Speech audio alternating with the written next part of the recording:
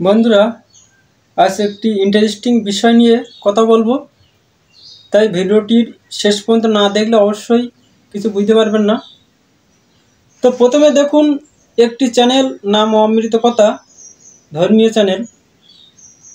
সেই চ্যানেলে একটি ভিডিও এবং তার থাম্বনেইল হলো বা টাইটেলে লেখা আছে, বাড়িতে যদি ব্যাঙ আসে এই ঘটনা ঘটবে। বাড়িতে ব্যাঙ আসলে কোনো অশুভ ঘটনা ঘটবে বোঝাচ্ছে। কিন্তু বন্ধুরা, আপনি বলুন, ব্যাঙ আসলে বাড়িতে কীভাবে অধর্ম হবে বা কিছু অঘটন ঘটবে? এটা কি ধর্মীয় ব্যাপার? এটা মানুষকে ভয় দেখানো ছাড়া তো আর কিছুই নয়। আরও একটি ভিডিও দেখুন, চ্যানেলটির নাম সুবিচার। এই গাছটি যে বাড়িতে থাকে সেখানে এই ঘটনাগুলি ঘটে। তার মানে বলছে যে নয়নতারা গাছ যদি কোনো বাড়িতে থাকে এই অশুভ ঘটনা ঘটবে। অনুরূপ আরও একটি ভিডিও, এই 3টি গাছ বাড়িতে কখনো লাগাবেন না। শ্রীকৃষ্ণ বলেন এই 3টি গাছ লাগালে বাড়িতে দরিদ্রতা আসে। তো বন্ধুরা, বাড়িতে কোনো গাছ লাগালে কিভাবে দরিদ্রতা আসে? এটা কি ধরনের ধর্ম? বা বাড়িতে নয়নতারা গাছ লাগালে কি অশুভ হতে পারে?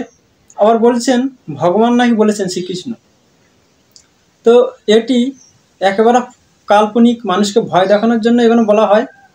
কীর্তনীয়রা বা বিভিন্ন ধর্মীয় চ্যানেলে এই ধরনের প্রচার করা হয়, সাধারণ মানুষকে ভয় দেখিয়ে ভিউজ টানার জন্য, পয়সা কামানোর জন্য।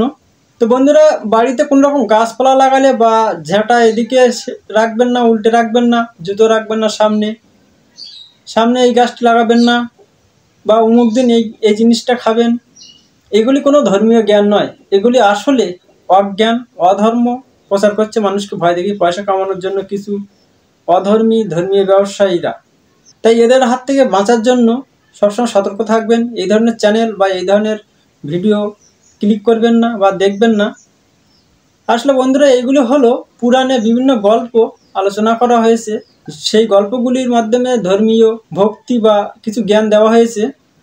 কয়েকটি গল্প বেদের বা রামায়ণ মহাভারতের। সময়ের সঙ্গে সঙ্গে এই গল্পগুলিকে কিছু সুবিধাজনক লোকেরা তার পরিবর্তন ঘটিয়ে মানুষকে ভয় দেখিয়ে আস্তে আস্তে পয়সা কামানো বা সেই ধরনের বই ছেপেছেন। আসলে হিন্দু ধর্মে বেদেই মূল গ্রন্থ। ভগবান বিষ্ণুর বেদে ব্রহ্মাণ্ড সম্বন্ধে যে জ্ঞান দেন সেটি হিন্দু ধর্মের মূল কথা।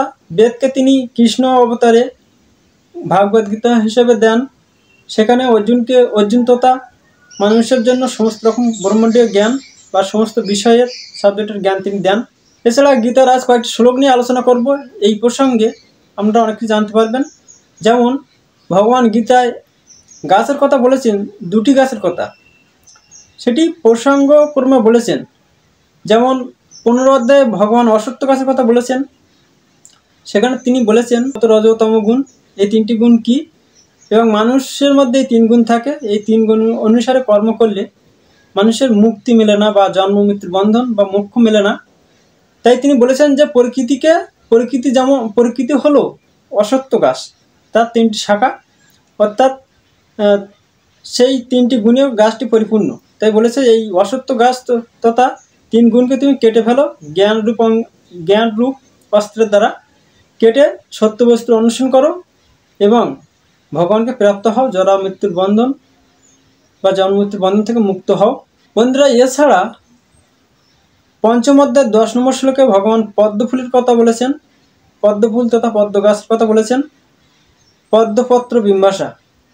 তো এখানে এই প্রসঙ্গে বলেছেন যে কোনো পাপ তাকে স্পর্শ করতে পারে না। ঠিক যেমন জল পদ্মপত্রকে স্পর্শ করতে পারে না, ঠিক তেমনই যে মানুষ নিষ্কাম কর্ম করে ভগবানকে প্রাপ্ত হওয়ার জন্য অনাসক্তভাবে কর্ম করে তাকে কখনো কোনো পাপ স্পর্শ করতে পারে না, ঠিক যেমন জল পদ্মপত্রকে স্পর্শ করতে পারে না। তাহলে বন্ধুরা বলুন, এই 2টি গাছের কথা যখন ভগবান বলেছেন, কখন তিনি বললেন যে এই গাছটি বাড়িতে লাগাবেন না বা অমুক ধারে লাগাবেন না বা বাড়িতে থাকলে এই ক্ষতি হতে পারে? এগুলো পুরোপুরি অজ্ঞান। এছাড়া গীতায় জীবের কথা বলা হয়েছে, সেখানে কোনো ব্যাঙের কথা বলা হয়নি যে ব্যাঙ বাড়ি আসলে কি ক্ষয়ক্ষতি হবে বা কি অশুভ ইঙ্গিত। এখানে গীতায় একবার কচ্ছপের কথা বলা হয়েছে প্রসঙ্গক্রমে, গীতার 2য় অধ্যায়ের 58 নম্বর শ্লোকে। সেখানে ভগবান বলছেন মানুষের 5 ইন্দ্রিয়, কচ্ছপ যেমন তার অঙ্গ প্রত্যঙ্গকে কঠিন বহিরাবরণের মধ্যে ঢুকিয়ে নেয়, ঠিক তেমনই যে মানুষ নিষ্কাম কর্ম করে, লোক কামনার বাইরে ভগবানকে প্রাপ্ত হওয়ার জন্য বা প্রকৃতির 3 গুণে কর্ম করে না, সেও ইন্দ্রিয়গুলিকে তার সংযত করে কচ্ছপের মতো। অর্থাৎ ইন্দ্রিয়ের ভোগ বস্তু বা বিষয়বস্তুর প্রতি তার আকৃষ্ট বা তৃষ্ণা বা আকাঙ্ক্ষা খুবই কম থাকে। সে জীবন ধারণের জন্য জীবিকা নির্বাহ করে বা সংসারের জন্য বিয়ে-থা করে, সমস্ত কামনা বাসনার ঊর্ধ্বে সে নিষ্কাম কর্ম করে ভগবানকে প্রাপ্ত হয়।